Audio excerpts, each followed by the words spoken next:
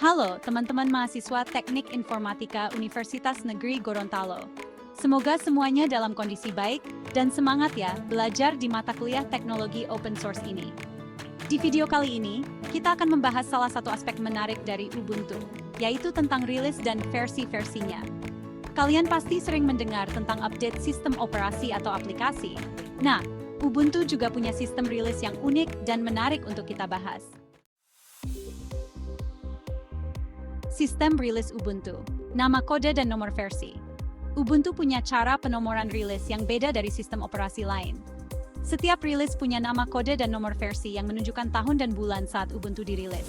Misalnya, versi pertama, yaitu Ubuntu 4.10, dirilis tanggal 20 Oktober 2004. Nomor 4.10 itu artinya 2004, bulan 10. Ubuntu dirilis setiap 6 bulan sekali, yaitu setiap bulan April dan Oktober. Jadi, misalnya, kalau kalian mendengar ada rilis Ubuntu versi 22.04, artinya Ubuntu tersebut dirilis pada April 2022. Sistem ini memastikan pengguna selalu dapat versi yang terbaru dan stabil. Edisi rilis Ubuntu desktop, server, dan netbook. Setiap rilis Ubuntu punya berbagai edisi sesuai dengan kebutuhan. Ada edisi desktop, server, dan netbook. Edisi desktop punya antarmuka grafis yang memudahkan pengguna untuk bekerja secara visual. Bagi kalian yang suka dengan tampilan grafis seperti drag and drop atau klik mouse, edisi desktop inilah yang biasanya digunakan. Sedangkan untuk server hanya menggunakan command prompt. Jadi, kalian akan berinteraksi dengan sistem melalui baris perintah. Edisi ini lebih sering digunakan untuk menjalankan server web, database, atau aplikasi skala besar, di mana GUI tidak terlalu dibutuhkan, karena bisa membebani performa server. Release code Ubuntu, nama kode unik, sistem nama rilis dengan adjektif dan hewan.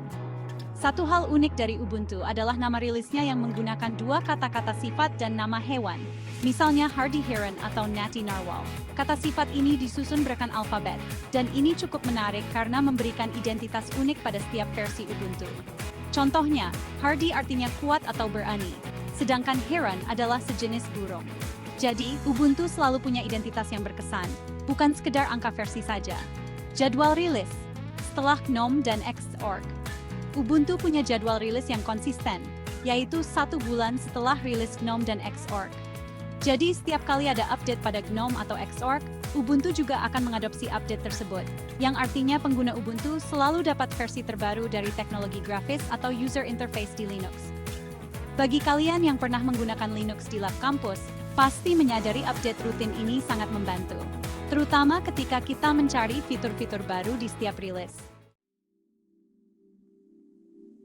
Proses upgrade antar rilis. Proses upgrade rilis Ubuntu.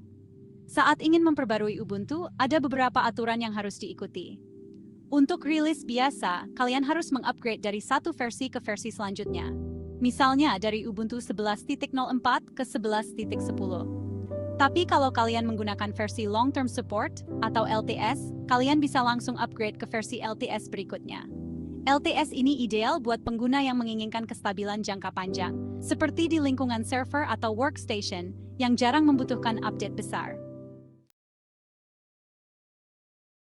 Perkembangan antarmuka, GNOME ke Unity, Ubuntu 11.04 dan Unity Interface.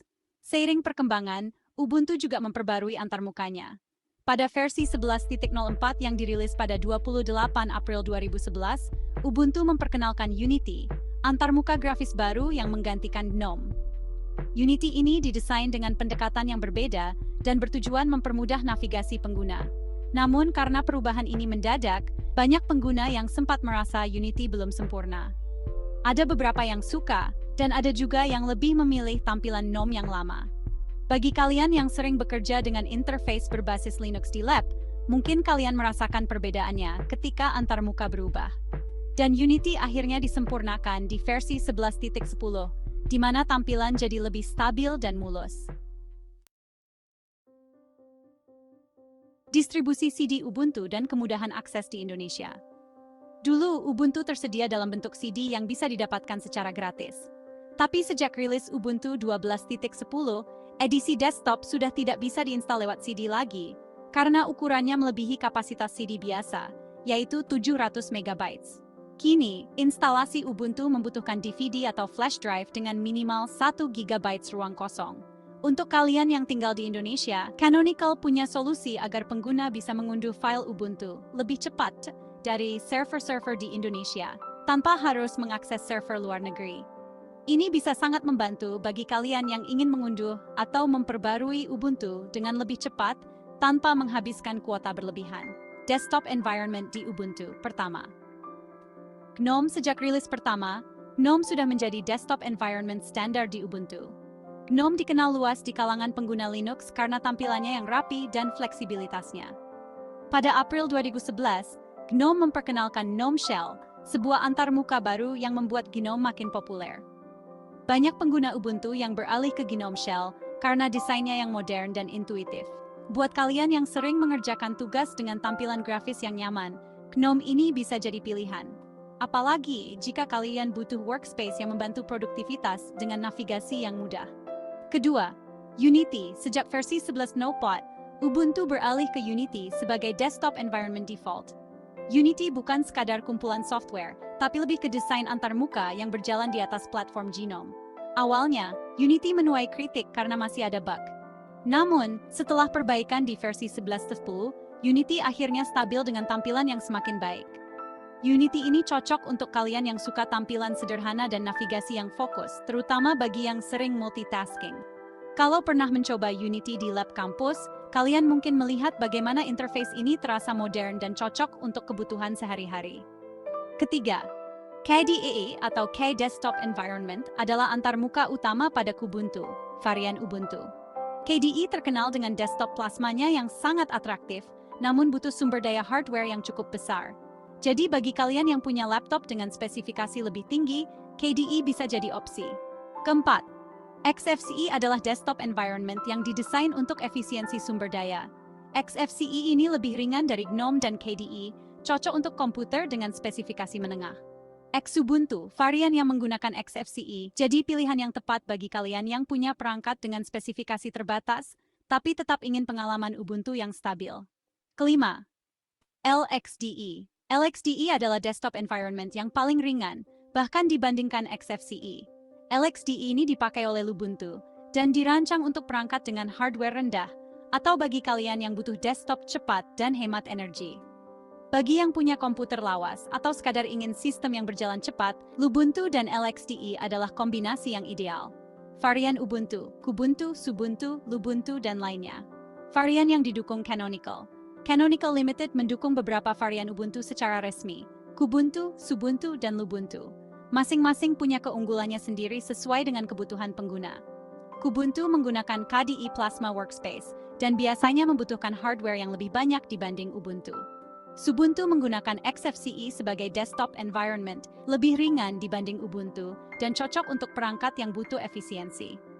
Lubuntu menggunakan LXDE, menjadikannya paling hemat sumber daya, cocok untuk perangkat lawas. Varian Ubuntu lainnya, selain yang didukung resmi, ada juga varian-varian lain yang menarik.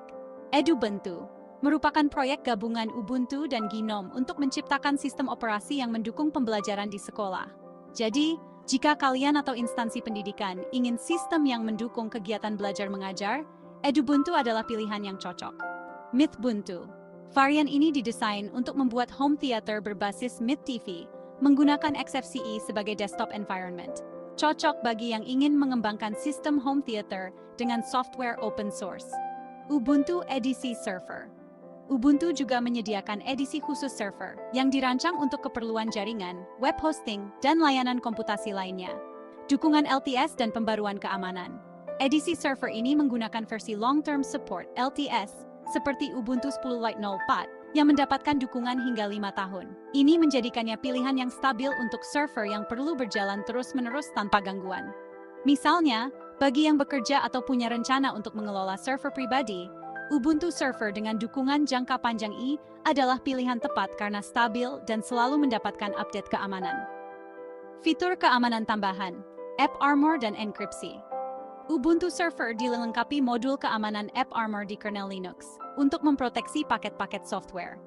Selain itu, firewall sudah dikembangkan secara bawaan dan direktori home serta direktori private sudah terenkripsi. Jika kalian ingin mengelola data sensitif di server, fitur keamanan ini sangat penting. Misalnya, bagi mahasiswa yang ingin melakukan hosting website atau aplikasi dengan data penting, Ubuntu Server punya fitur keamanan yang mumpuni. Software server yang terpasang di Ubuntu 10.4 Server Edition. Edisi server ini menyediakan berbagai software penting seperti MySQL, Tomcat, OpenJDK, Samba, Nagios, PHP, dan Python. Hampir semua software ini hanya butuh waktu 30 menit untuk dikonfigurasi, membuatnya sangat efisien. Arsitektur dan perbedaan dari edisi desktop. Ubuntu Server Edition mendukung arsitektur Intel Xeon dan AMD 64, serta menyediakan fitur seperti file print services, web hosting, dan email hosting.